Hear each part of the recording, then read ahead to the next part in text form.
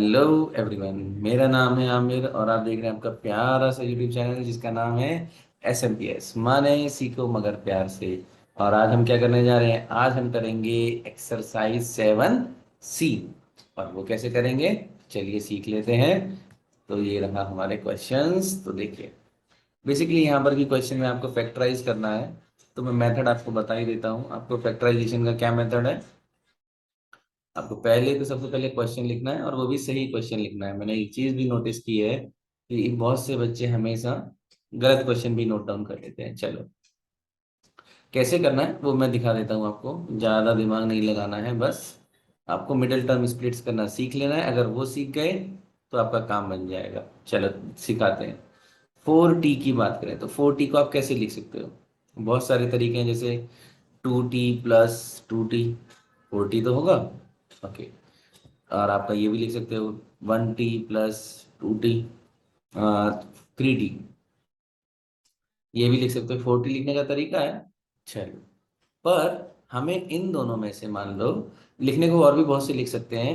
भाई 4T को तो आप 50 तरीके से लिख सकते हैं, लेकिन हमें कौन सा वाला स्प्लिट वाला मेथड चाहिए जिसमें किसका किसका मल्टीप्लिकेशन, यहाँ पर जो नंबर है और यहाँ पर जो नंबर है, इन दोनों का मल्टीप्लिकेशन करके अगर मल्टीप्लाई किया, जैसे जैसे मान लेते हैं 3 × 1 आया, कितना आएगा? 3 आएगा। अब हमें ये चेक करना है कि ये वाले नंबर जिसको हमने स्प्लिट किया था और ये वाले नंबर, इनका मल्टीप्लिकेशन सेम आता है या नहीं। तो 3 × 1 करेंगे 3 आएगा, यानी कि इसका और इसका हमारा वैल्यू सेम आ रहा है। तो इस वजह से हम ये वाला स्प्लिट यूज करेंगे। ठीक है, T² + T+3T+3।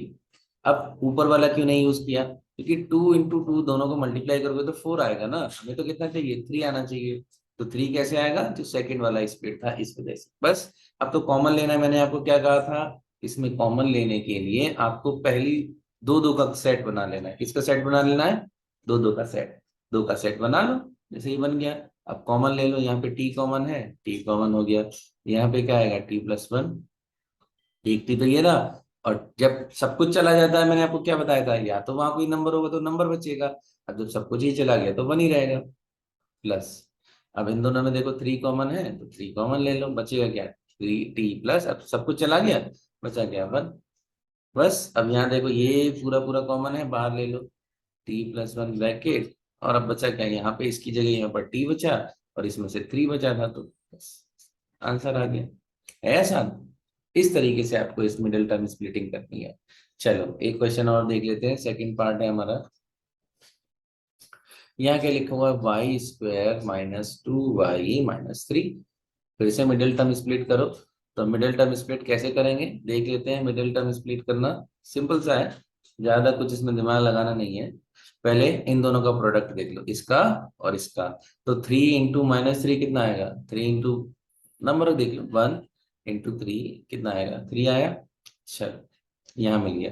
अब 2y को कैसे कैसे स्प्लिट करो कि आपका, और यहाँ माइनस साइन है तो ये चीज माइनस का भी ध्यान रखना है।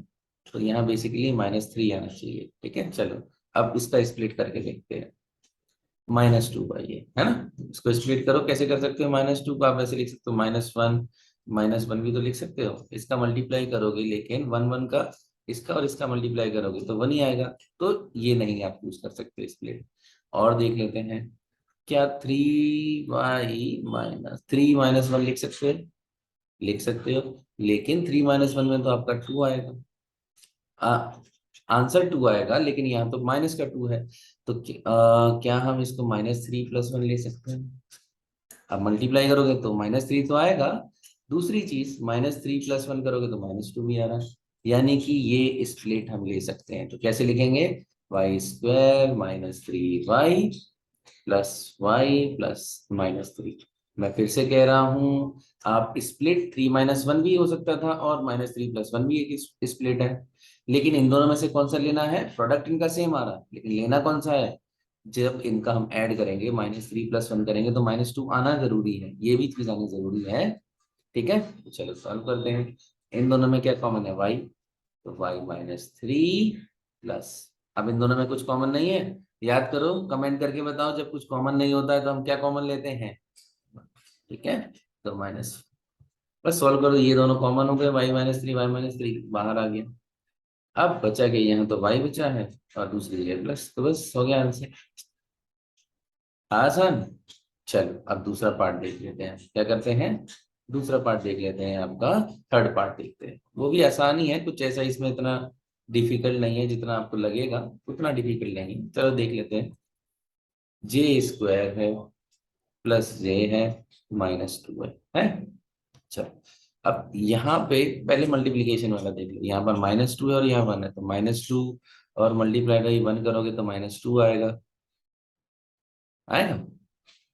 ठीक है, अब दूसरी चीज, एक चीज और बता देता हूँ मैं आपको, तो यहाँ पर -2 आ गया। अब इसको स्प्लिट करना है, स्प्लिट कैसे करेंगे तो करके देख लेते हैं। आप इसको क्या लिख सकते हो, 2 - 1 भी तो लिख सकते हो और 1 - 2 भी लिख सकते हो, पर यहाँ प्लस आना चाहिए। जैसे 2 - 1 करोगे तो +1 ही आएगा, अब इसका इसका मल्टीप्लाई करोगे तो -2 भी आ रहा है, यानी कि दोनों सेटिस्फाई हो रहा है।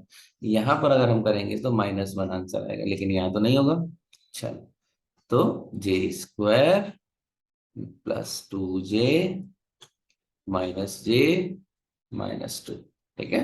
अब यहां से देख लो, दो का ग्रुप बना लो, J² +2J है, नीचे लिखो J कॉमन हो गया, J+2। अब यहाँ देखो कुछ भी कॉमन नहीं है, लेकिन माइनस साइन भी, माइनस बाहर ले लो, कॉमन ले लो, बस हो गया। तो जे अंदर के साइन भी तो चेंज होंगे ना, मैंने क्या कहा था, जैसे ही आप माइनस कॉमन ले लेंगे तो बाकी के जो वैल्यूज हैं उनके साइन चेंज हो जाएंगे। अब देखो दोनों कॉमन है, तो J+2 आपका कॉमन हो गया और J-1 आपका आंसर, तो ये आपका आंसर आ गया। ठीक है, तो ये हो गया आपका तीसरा पार्ट। तो चलो अब बढ़ते हैं हम कौन से, फोर्थ पार्ट की तरफ। फोर्थ तो इससे भी आसान है, बस आपको कौन सी आइडेंटिटी याद रखनी थी, A² - B² की into A+B into A-B। Fourth part, यहाँ 1² - 49 A का स्क्वायर है ना, तो ये भी इसको अंदर ही करना है हमें, तो 1² - 7 A का होल स्क्वायर, दोनों चीजें हैं। क्या ये A² नहीं है, क्या ये B² नहीं है, A - B² है, तो A+B इंटू A-B का फॉर्मूला लगा दो। तो क्या लिख सकते हो इसको, A कितना है 1 + 7 है और 1 - 7 है, बस ये आंसर आ गया।